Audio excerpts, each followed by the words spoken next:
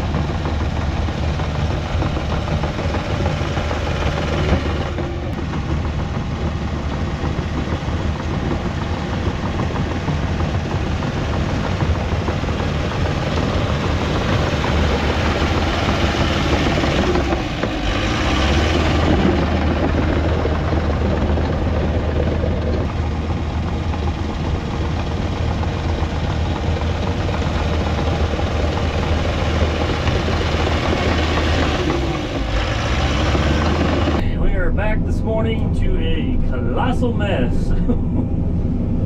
We probably got close to an inch of rain last night, so yeah, now everything is nice and muddy.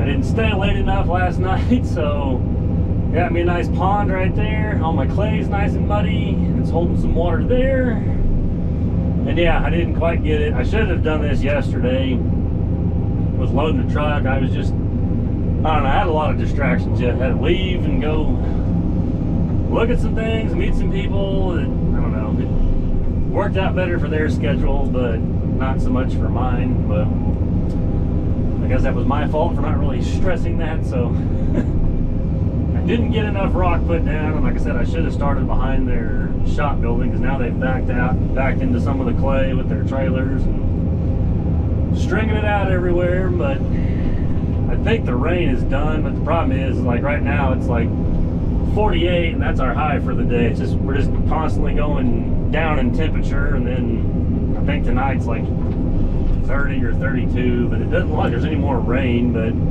it's not going to dry out anytime soon. So it's not like I can just be like, well, I'll just catch you guys next week when it dries. So I'm going to start taking the hydrema and just dumping a line of 3-inch on that edge, and then just trying to blade it across there with the dozer, and hopefully we can force some of that water out, or it'll just kind of get soaked in there. Then when I roll it, I can kind of get it pumped out. So it was, I don't know. I mean, I'm glad I just kind of how it all worked out. I mean, if I would have got, you know, woulda, coulda, shoulda, one of those deals, I would have got the pile hauled out the day before and then done this, but not much you can do about it. So hopefully I can kind of just start at that one side and bridge everything over. I'm maybe a little bit close, just right up from that pile I got dumped over there. I'm maybe only going to have like right at 4 inches of rock on top of there, so I don't know. I may have to even cut a little bit of that out, but I think I'm just going to let it ride, because with them adding on to that building at some point, I'm sure some of that's going to get dug up and disturbed. So you know, I'll probably be back redoing some of it, because that's the only spot that's going to be a little bit thin on the rock. The rest of it's going to have anywhere between 6 and 10 inches of rock on top of there. So I like that, but I just wish that one spot did a little bit more. But the problem is with where I've cut it down, I've only got like maybe 14 inches of fall total from where that new building's going to go to the other end of the lot where it's supposed to drain off to. So it's really flat here, and it really kind of cuts down on the grade you can put. So I'm just going to start trying to get some of this rock smeared out and hopefully just kind of packed in. I mean, that's pretty solid. It's just the top of it's tacky with that clay. So hopefully we can get enough rock on there that it'll harden up and bridge over it and maybe not make such a mess. But so yeah, now I'm just going to spend some time loading the hydrema, and we'll just get a couple, I don't know, a dozen or so loads lined up there where I can start pushing with the dozer and just keep trying to work off the rock and not get on any of that clay, and see if we can't cover it up and keep rolling with this project.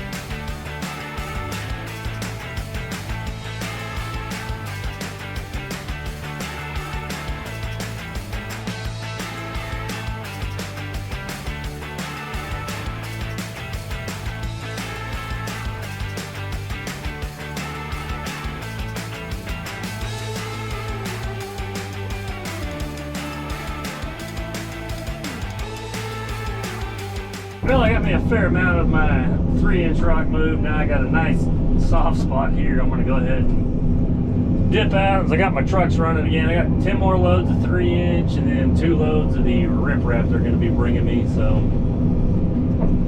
I have a feeling I got one more spot down in there that's got a lot of water standing there. I'm gonna have to probably just dig out. We'll do the riprap and the 3-inch and then the 1-inch. So should probably go move the truck back just a touch, but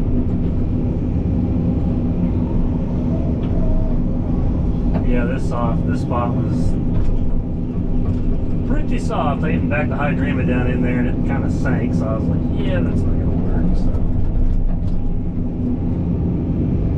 it's kind of the bad part if you don't get the clay.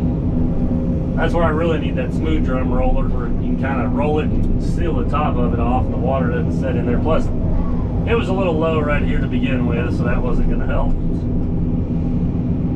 I'm hoping it'll bridge across the rest of that stuff out there because it's all pretty solid underneath there. There's still a little bit of dirt underneath this one spot, so.